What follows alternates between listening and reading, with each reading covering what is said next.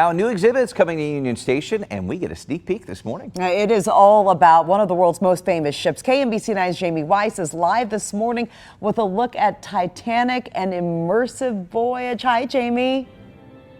Hi, Donna, Cody. Good morning. I'm in Union Station right now, but you wouldn't know because it looks like I'm standing in front of one of the first-class cabins on board the RMS Titanic. So this exhibit, like you mentioned, doesn't open until Saturday, but we're giving you a sneak peek of all the really amazing artifacts here. And so many of these artifacts come from personal collections of people like my friend Spencer Cannar. If you guys have been watching our preview pieces leading up to our special tonight, you know I met Spencer a couple of weeks ago. You have a ginormous collection of Titanic memorabilia. Talk to me about what is in this case, how you are associated with it, and why it's important to talk about this history. Yeah, sure.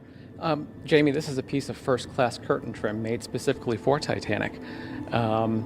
Fortunately for us here at the exhibit, but unfortunately for others in 1912, it never made it on board the ship. So what do you mean by it never made it on board? Because there's so many different pieces here. Some of them actually came from the ship. Some of them are, like you said, never made it on board. What does that mean exactly? Well, this was created for use in Titanic's first-class staterooms. It was a alternating set. There were two sets made for the ship, a fruited border and a floral border. And Titanic sailed with the fruited border.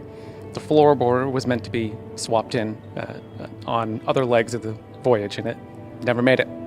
Well, it's amazing how there's so many different pieces of history here. And we were talking before about how it's special that this is happening in Kansas City. Can you talk about why this is just a full circle moment for you to be here in Kansas City with this exhibit? Yeah, it's so cool for me. I started collecting here in Kansas City.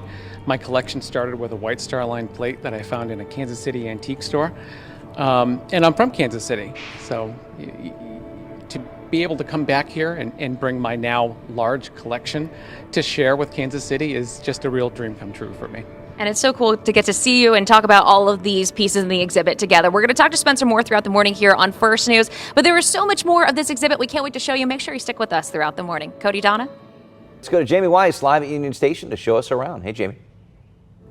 Hi, Cody, Donna, good morning. I'm actually sitting inside one of the lifeboats. This is a true-to-size replica of one of the lifeboats that was on the Titanic the night it sunk. And I'm joined here by Gautam Chana with the Exhibition Hub. You are one of the people that helps put this all together. And the room we're sitting in, for lack of better words, it's been pretty trippy sitting here the last few minutes. Absolutely. What you're sitting in here is the Immersive Gallery.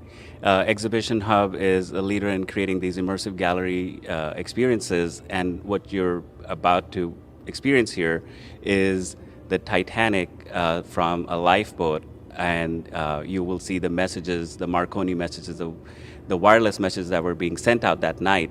So our team created this experience based on those messages. What was it like being on Titanic that uneventful night?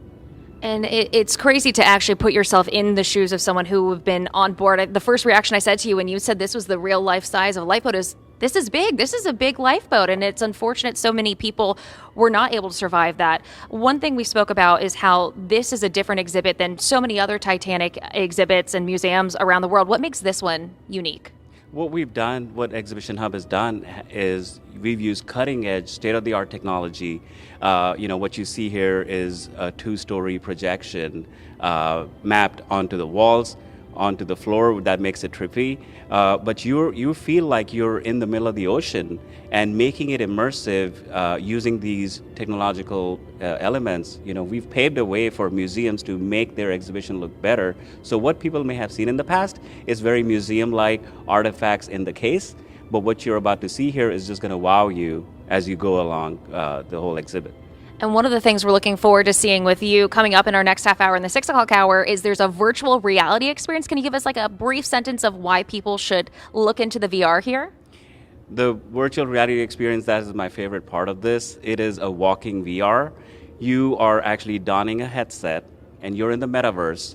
And what you will experience, you will see what when you see it. And we can talk about it when we get there. Okay, so that's a good tease for you to stick with us in our 6 o'clock hour. We're going to go check out the VR coming up in just a bit. But for now, reporting from Union Station, I'm Jamie Weiss, KMBC 9 News. Jamie, thank you. All right, new exhibits coming to Union Station this weekend. We get a sneak peek for you this morning. Yeah, and it is all about one of the world's most famous ships. KMBC 9's Jamie Weiss is live this morning with a look at Titanic and Immersive Voyage. And Jamie, just from what we've seen so far from you this morning, this does look different than anything we've seen on the Titanic.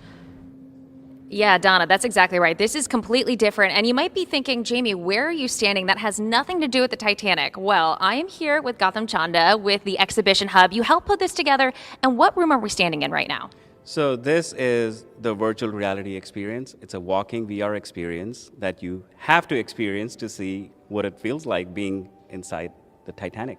And I'm one of those people that I love to put myself in it. So I'm going to have my friend Carmen here help me put on my VR helmet. Can you explain while I'm getting this put on what exactly this story is?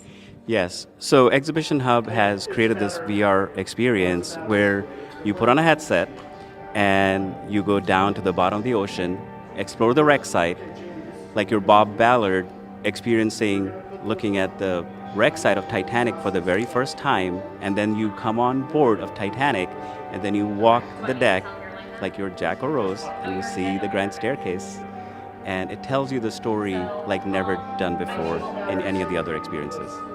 Wow. Okay. So this is kind of crazy because I'm looking around. I know some of the video we showed you is just, outside the experience to get you into this. I'm at the very beginning now where I see the staircase. I see some chairs. Can I sit when I'm in here? No, do not do that. It's virtual reality. It's not real. Okay, I'm going to take this off for a second just so I can get my bearings here. But this is a cool experience because, like you said, you really get to be in it. You get to go through what it's like for the people we talked to at the Woods Hole Oceanographic Institution, explore the Titanic, both from, the sinking to the discovery. Who gets to experience this? I mean, obviously you come through this whole exhibition, you get to this room. Is this included in tickets for people? It's not. It's included in the VIP experience. I would highly recommend getting the VIP experience. You not only get this included in that, you also get a little gift. But you can also, if you decide you buy a regular ticket, you can always come here, and I think it's $10 or something. Yes, this is a must-do if you come to this experience. Okay, well, thank you so much for showing this to us. Cody, Donna, I'll send it back to you. We'll have so much more from this exhibit throughout the morning on First News. Hi, Cody, Donna, good morning. You can't talk about the Titanic without thinking about the movie, that 1997 James Cameron box office classic. And not only does this exhibition here at Union Station have props from the movie, there's also a lot of stuff from the actual Titanic. But I want to bring in Spencer Kennard because we're standing by the movie props right now.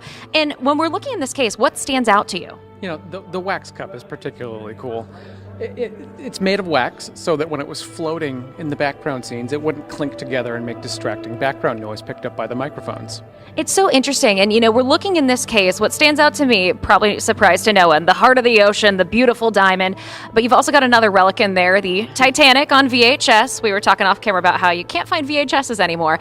But you look at all these movies. I think I told you a couple weeks ago, the Titanic movie was sort of my first intro into the Titanic. How do you think this movie has played a role in just sharing the history of the Titanic and the tragedy that happened? Yeah, well, it's opened up the story to a whole new audience. It had faded away for a while, and it was rejuvenated with the movie, and it's stayed high ever since.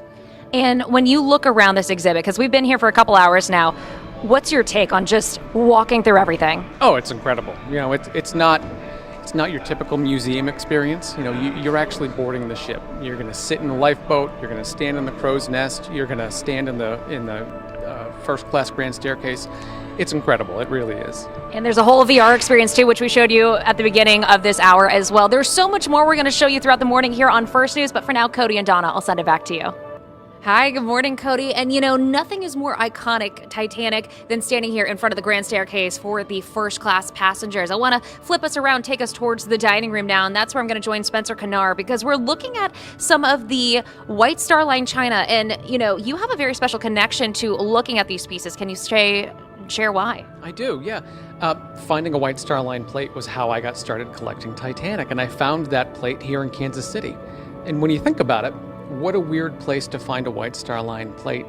You don't get any further from the ocean than you do Kansas City.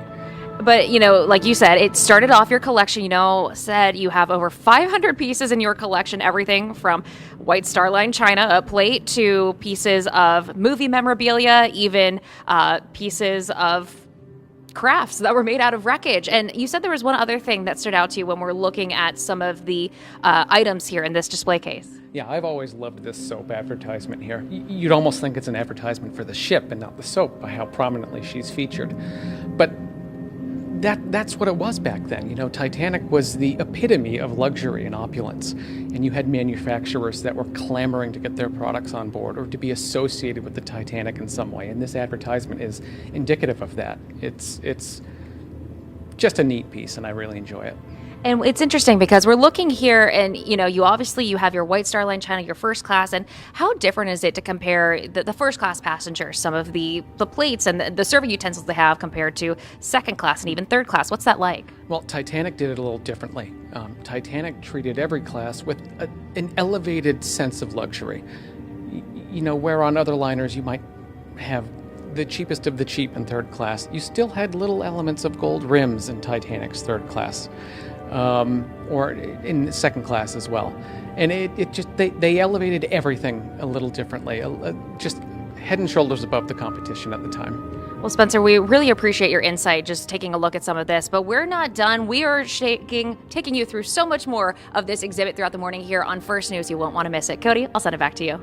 Hi, Cody. Good morning. And it's been so interesting to walk through this exhibit today because it really takes you through the story of the Titanic from boarding the ship to its unfortunate tragedy. And there are so many different rooms that you get to go into today. And I'm joined back now by Gotham. And can you tell me what room we're looking at and why it was so important to include this in this exhibition? Yes, so this is what we call the Marconi room.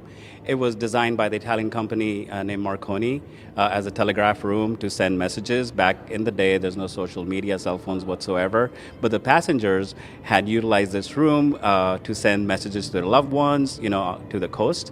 But then, come the night of the tragedy, this was the most crucial place to be, where the Marconi messages were being sent out to all the ships, anything they can reach out to with their SOS messages, distress calls. So it's a very important part of the ship.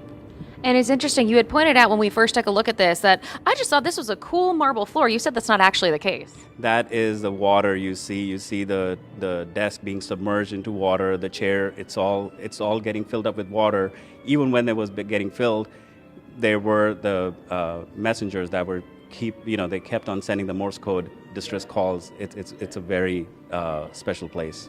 And one thing I do want to ask you, because we talk about the Titanic, I think so many people are just enamored by the luxury, the beauty, the unsinkable ship, but we do have to talk about the fact that this is, of course, a tragedy. And how do you sort of talk about both of those sides through this exhibition? There, you know, the amazement, the beauty, but also so many people lost their lives. Exactly, and you know, you can see that with the artifacts. You can tell the passenger stories, where they were coming from, you know, what walk of life they were coming from, you know, whether they were well-to-do or whether they were emigrating, you know, for a better future.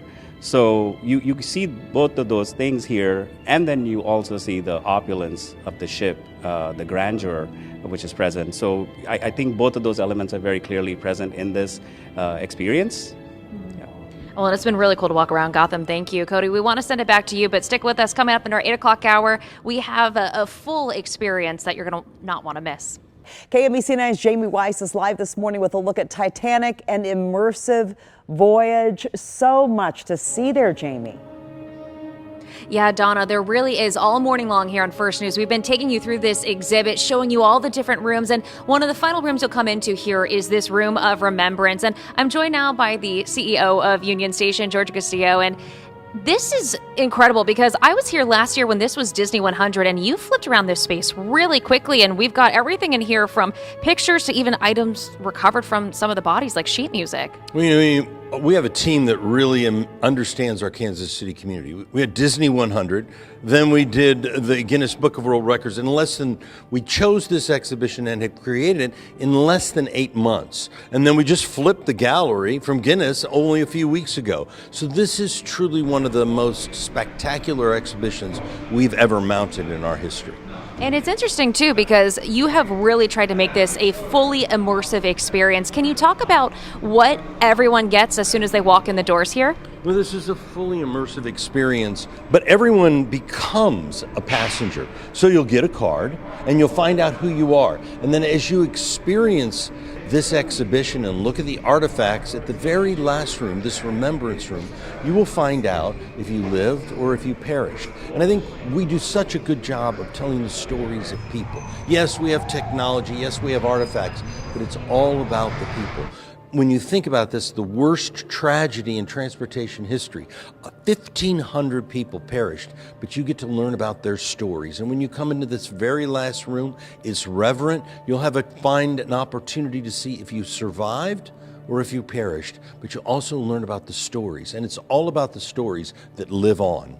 And we got a chance to take a look at this ticket you guys gave me this morning. We were looking for second class passenger Annie Funk. She was 38, going back to the United States to visit her sick mother. We were taking a look at this beautiful mirrored wall.